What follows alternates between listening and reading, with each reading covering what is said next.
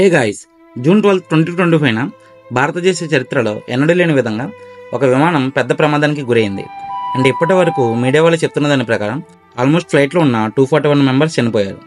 ఇంతకు ముందు కూడా ఫ్లైట్ యాక్సిడెంట్స్ జరిగాయి, కానీ ఇంత ప్రాణ నష్టం ఎప్పుడూ జరగలేదు. అందుకే దీనిని ఇండియాస్ బిగ్గెస్ట్ ఏవియేషన్ డిజాస్టర్గా చెప్తున్నారు. అండ్ ఇంత పెద్ద యాక్సిడెంట్ ఎలా జరిగింది, అండ్ ఇది హ్యూమన్ ఎర్రర్ వల్లే జరిగిందా, అసలు ఎందుకు ఈ ఫ్లైట్ కేవలం ఎగిరిన 5 నిమిషాల్లోనే కూలిపోయింది, ఎంత పెద్ద ప్రమాదం అయినా కూడా ఒక్క వ్యక్తి మాత్రమే ఎలా బయటపడ్డాడు, ఇలా ఈ ఇన్సిడెంట్కి సంబంధించిన అన్ని విషయాలు ఈ వీడియోలో డిస్కస్ చేసుకున్నాం. వీడియోని ఎక్కడ స్కిప్ చేయకుండా లాస్ట్ వరకు చూడండి. అండ్ ఈ వీడియోని లైక్ చేసి మీ ఫ్రెండ్స్ అండ్ ఫ్యామిలీకి షేర్ చేయండి. ఇంకేమాత్రం లేట్ లేకుండా వీడియోలోకి వెళ్ళిపోదాం. Hello guys, welcome back to our channel Telugu బడ్డీ. జూన్ 12 గురువారం రోజున అహ్మదాబాద్ నుంచి లండన్లోని గాట్విక్కి వెళ్ళడానికి air India AI 171 Boeing 787 dream liner అనే ఫ్లైట్ 230 ప్యాసింజర్స్ అండ్ 12 క్రూ మెంబర్స్తో పాటు ఆకాశంలోకి ఎగరడానికి సిద్ధమైంది. అలా గురువారం 1:10 PM స్టార్ట్ అవ్వాల్సిన ఈ ఫ్లైట్ కెప్టెన్ సుమిత్ సబర్వాల్ గారు ఫ్లైట్ ఇంజన్లో ఏదో ఇష్యూ ఉందని ముందే రైస్ చేయడంతో 1:10 PM స్టార్ట్ అవ్వాల్సిన ఫ్లైట్ అంతా క్లియర్ అని ఇన్స్ట్రక్షన్ రావడంతో 1:38 PM స్టార్ట్ అయింది. అలా Ahmedabad Sardar Vallabhbhai Patel international airport runway నుంచి టేకాఫ్ అయింది.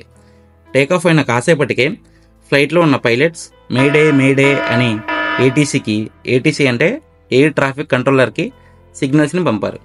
ఇక్కడ మేడే అంటే లైఫ్ థ్రెటనింగ్ ఎమర్జెన్సీ ఉంది, మాకు హెల్ప్ కావాలని పంపే ఒక మెసేజ్.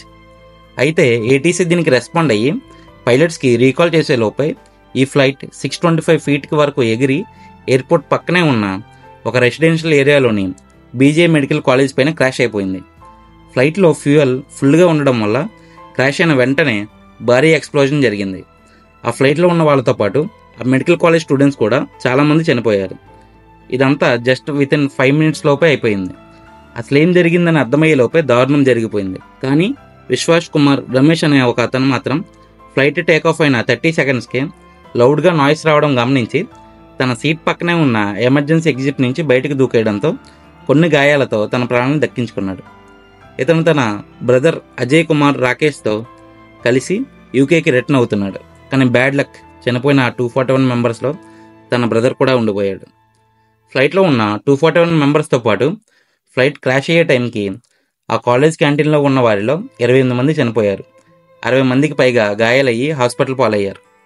ఇప్పటి వరకు చాలాసార్లు ఫ్లైట్ యాక్సిడెంట్ అయ్యాయి, కానీ ఎంతమంది చనిపోవడం ఇదే మొదటిసారి. అందుకే దీనిని experts India's biggest aviation disaster అని చెప్తున్నారు. అండ్ ఈ ఇన్సిడెంట్లో చనిపోయిన వారిలో 161 members Indian nationals, 53 British nationals, 7 Portuguese nationals and 1 Canadian nationals ఉన్నారు.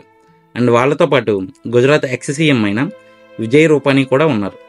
చనిపోయిన వాళ్ళ డెడ్ బాడీస్ని DNA టెస్ట్ల ఆధారంగా ఐడెంటిఫై చేస్తామని అమిత్ షా గారు చెప్పారు. అండ్ నాకు ఇక్కడ బాధ కలిగించే ఇంకో విషయం ఏంటంటే, డాక్టర్ కార్తిక్ అనే అతను 6 yearsగా లండన్లోనే డాక్టర్గా చేస్తున్నారు. అయితే వాళ్ళ వైఫ్ ఇండియాలో ఒక హాస్పిటల్లోనే డాక్టర్గా వర్క్ చేస్తున్నారు. ఇంకా వాళ్ళకి ఉన్న అప్పులన్నీ తీర్చేసి వాళ్ళ పిల్లలతో కలిసి లండన్లో సెటిల్ అయ్యి కొత్త లైఫ్ని స్టార్ట్ చేయాలని ఎన్నో ఆశలతో వాళ్ళ బ్యాగ్స్ అన్ని ప్యాక్ చేసుకుని ఇదే ఫ్లైట్లో జర్నీ చేస్తుండగా ఇలా జరగడం వల్ల వాళ్ళ ఫ్యామిలీ అంతా చనిపోయారు. ఇలా ఈ ఫ్యామిలీ ఒక్కటే కాదు, ఈ ఫ్లైట్లో ఉన్న చాలామంది వాళ్ళ లైఫ్ మీద ఎన్నో హోప్స్ పెట్టుకుని ఉండుంటారు. కానీ జస్ట్ 5 minutesలో అంతా మారిపోయింది.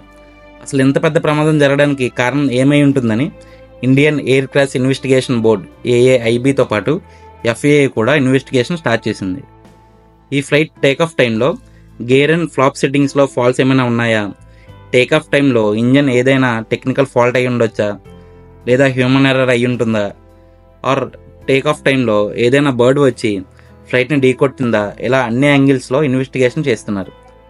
సాధారణంగా ఫ్లైట్ యాక్సిడెంట్స్ ఎక్కువగా టేకాఫ్ అండ్ ల్యాండింగ్ టైంలోనే జరుగుతాయి. ఈ ఇన్సిడెంట్లో పైలట్స్ వల్ల మిస్టేక్ జరిగే ఛాన్సెస్ చాలా తక్కువ, ఎందుకంటే పైలట్స్ ఇద్దరు కూడా well experienced. Captain Sumit Sabharwal గారికి 8200 ఫ్లైట్ అవర్స్ ఎక్స్పీరియన్స్ ఉంది. అండ్ ఫస్ట్ ఆఫీసర్ క్లివ్ కుందర్కి 1100 ఫ్లైట్ అవర్స్ ఎక్స్పీరియన్స్ ఉంది.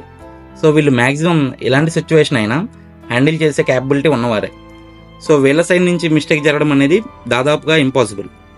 అండ్ బ్లాక్ బాక్స్ని కూడా డీప్గా అనలైజ్ చేస్తున్నారు. బ్లాక్ బాక్స్ అంటే ఫ్లైట్ డేటా రికార్డర్.